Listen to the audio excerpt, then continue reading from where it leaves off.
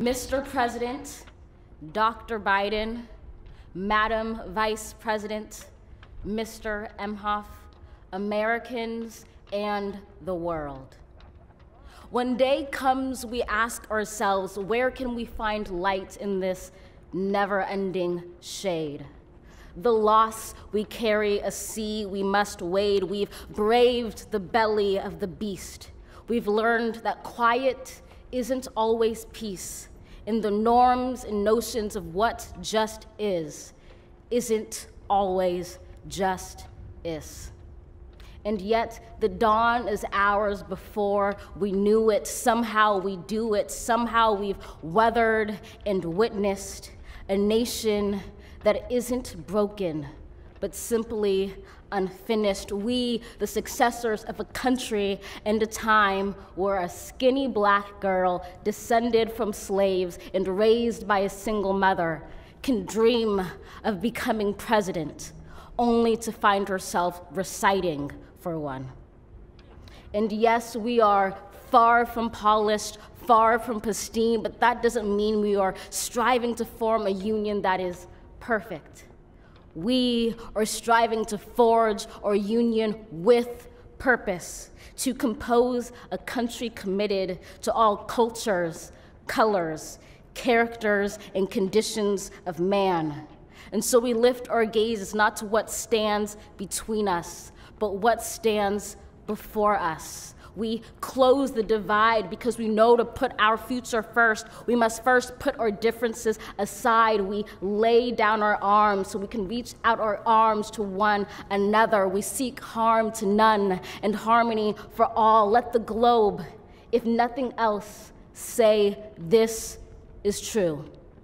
That even as we grieved, we grew, that even as we hurt, we hoped, that even as we tired, we tried, that we'll forever be tied together, victorious, not because we will never again know defeat, but because we will never again sow division. Scripture tells us to envision that everyone shall sit under their own vine and fig tree, and no one shall make them afraid. If we're to live up to our own time, then victory won't lie in the blade, but in all the bridges we've made. That is the promised glade, the hill we climb, if only we dare it, because being American is more than a pride we inherit. It's the past we step into and how we repair it. We've seen a force that would shatter our nation rather than share it, would destroy our country if it meant delaying democracy. And this effort very nearly succeeded. But while democracy can be periodically delayed, it can never be permanently defeated.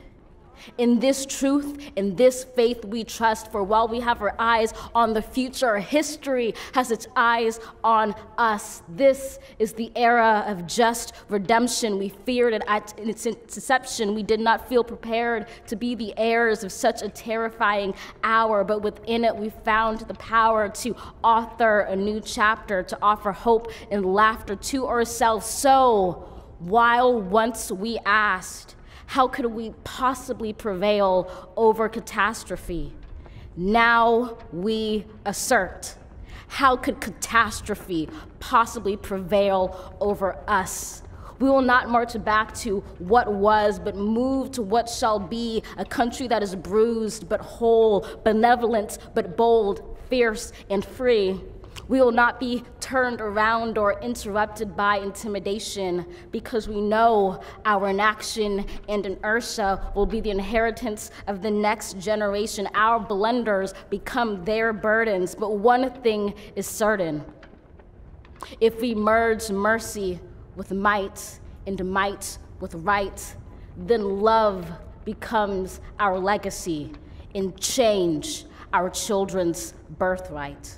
So let us leave behind a country better than the one we were left. With every breath from my bronze-pounded chest, we will raise this wounded world into a wondrous one. We will rise from the gold-limbed hills of the west. We will rise from the wind-swept northeast, where our forefathers first realized revolution. We will rise from the lake-rimmed cities of the Midwestern states. We will rise from the sun-baked south. We will rebuild, reconcile, and recover in every known nook of our nation, in every corner called our country. Our people, diverse and beautiful, will emerge battered and beautiful. When day comes, we step out of the shade, aflame and unafraid. The new dawn blooms as we free it. For there is always light, if only we're brave enough to see it, if only we're brave enough to be it.